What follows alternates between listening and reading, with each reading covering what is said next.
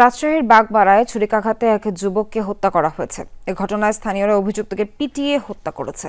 এ সময় 6 পুলিশ সহ আহত হন বেশ কয়েকজন।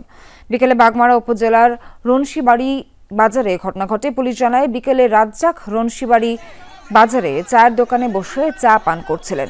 এ সময় আমিনুল দোকানে ঢুকে রাজ্জাকের কাছে টাকা দাবি করে। টাকা দিতে অস্বীকার করলে রাজ্জাককে ছুরিকাঘাত করা হয়। ঘটনাস্থলেই মারা যান রাজ্জাক।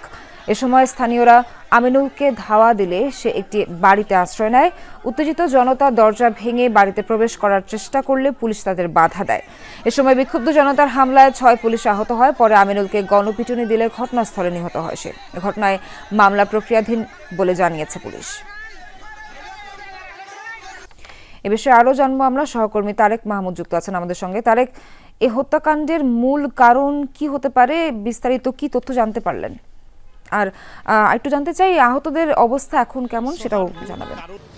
6 পুলিশ সদস্যদের যারা আহত হয়েছেন তাদেরকে উপজেলা স্বাস্থ্য কমপ্লেক্সে ভর্তি করা হয়েছে এবং সেই সাথে সাথে হত্যার কারণটি যদি বলি, হত্যার কারণ যিনি মারা গিয়েছেন প্রথম অবস্থাতে আমিনুল ইসলাম, তিনি মাছ ব্যবসায়ী ছিলেন এবং আমিনুল মূলত আব্দুর রাজ্জাক তিনি মাছ ব্যবসায়ী ছিলেন এবং আমিনুল ইসলাম তিনি তার কাছে টাকা চেয়েছিলেন। মূলত তার কাছে ছিনতাইয়ের এবং জোর করে টাকা চাওয়ার উদ্দেশ্যেই কিন্তু এই রাজশাহীর যে বাগমারা এলাকার যে এই রনশিড়ি বাজার গ্রাম রয়েছে সেখানে মূলত ঘটনাটি ঘটে এবং আব্দুর রাজ্জাকের কাছে এই আমিনুল তিনি টাকা চাওয়ার পরে তাদের মধ্যে কথা কাটাকাটি হয়, ধস্তাধস্তি হয় এবং তারপরেই এই আমরা যতটুকু জানতে পেরেছি যে আমিনুলকে তিনি হত্যা করেন। তারপরে সেখান থেকে এই যিনি বখাটে রয়েছেন, মাদকাসক্ত হিসাবে পরিচিত, তারা সেখানে এই স্থানীয় জনতা আসে এবং